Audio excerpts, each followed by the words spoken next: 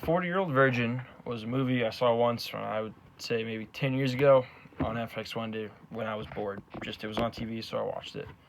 I didn't really think much of it. I just thought it'd be a great final movie, though, to review compared to my first one, American Pie, because the similarities between the two plots. It's about men who are virgins trying to have sex for the first time. In a similar fashion, Andy's friends find out that he's still a virgin at 40 years old, which, great title for a movie, right?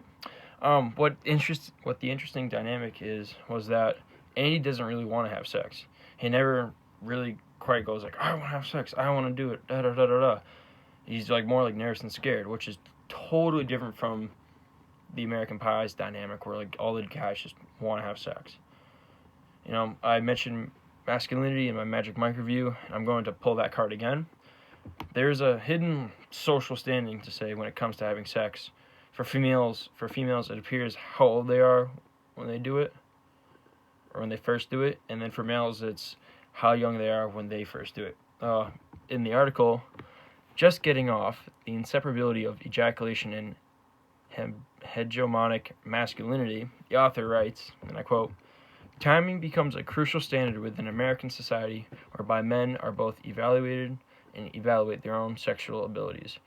Men who have sex infrequently are assigned a negative social marker, while men who engage in sex frequently are deemed a viral stud. Perversely, or perhaps as a result of this rigid time schedule, research has revealed that early puberty among adolescent males has resulted in higher incidences of mental health problems, truancy, and bullying, primarily due to the lack of coping mechanisms for the social stigma and consequences their psychological development creates.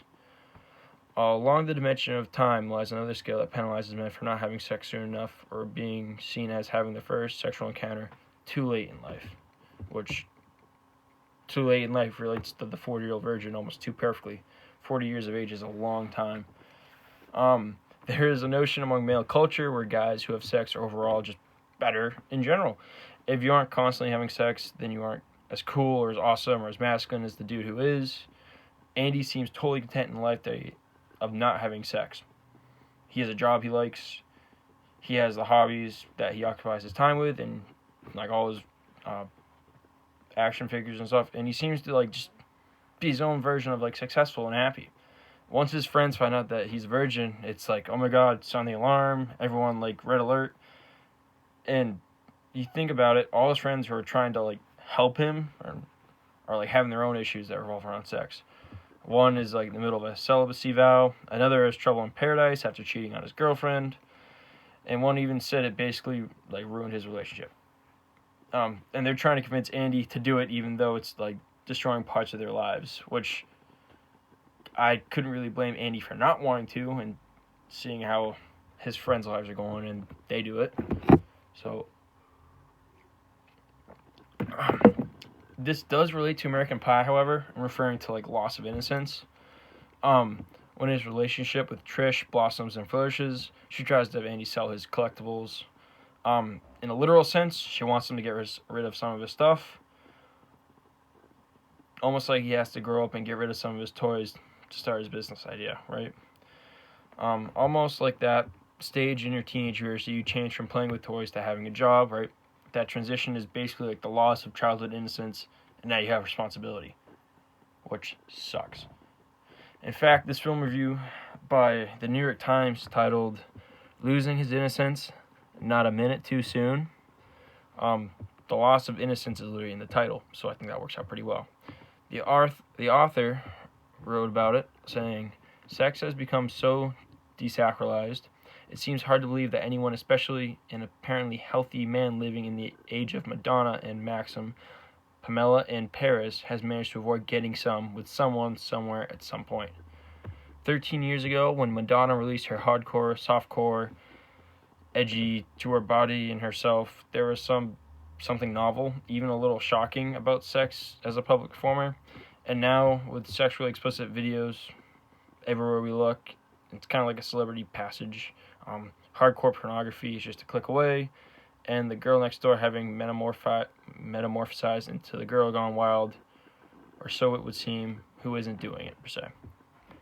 So, the author kind of nailed the head on this one. Sex is prevalent everywhere, especially within corporations that are cell phones today. If you have a cell phone, you can have access to anything and everything. You think about it 20 years ago, anything sexual related was kind of harder to find and kind of hard to keep discreet. Now there's dating websites everywhere when you're online, right? There are ads for women's clothing that focus on two particular body parts the most: buns and booty. And everywhere is some kind of sex, and no one can escape from it. I kind of feel bad for the 12-year-olds right now because, like, whether you're a boy or a girl, like, in Andy's case, it's become so desacralized that it, like, lost some of its captivation. Like, you think about kids now who are, like, just being thrown all this sexualized, like, garbage and trap, like, everywhere you look. Like, it's probably just going to desensitize them even more. Like, in Andy's case, it has come to desacralize that he lost some captivation in it. I can relate to that.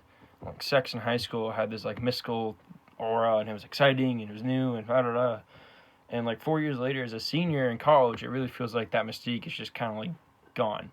Like, there's no, like, ooh about it, right? Children keep getting desensitized at a younger age every few years. Like, no fourth graders should know the ins and outs of sex and even be thinking about having it or just the thought of it in general. I mean, that's my opinion, but I feel like that's where we're going. And I would say, in a sense, America itself is just losing its innocence, just as Andy kind of did.